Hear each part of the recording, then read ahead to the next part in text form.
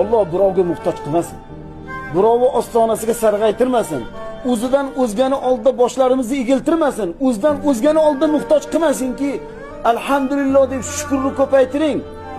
Hayotingizda, kalendaringizda, o'zingizni har kungi kunlik soatingizdagi kimni shukri ko'paysa, kim minnatdor bo'lsa, vaziyatdan, hodisalardan, kim nima ustingizga mayli alga aytadiku ulamolar, tosh otsa nima qiling desa, toshni o'sha yig'ib qo'ysang zo'r imorat chiqadi toshdan. Hozir juda chiroyli.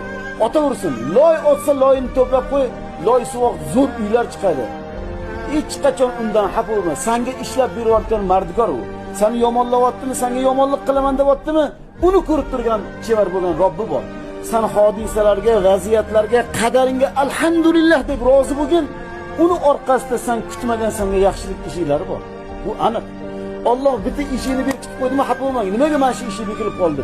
U yoqdan xayr va baraka ikkita ish ochiladi. Alloh birovga muhtoj qilmasin. Birovni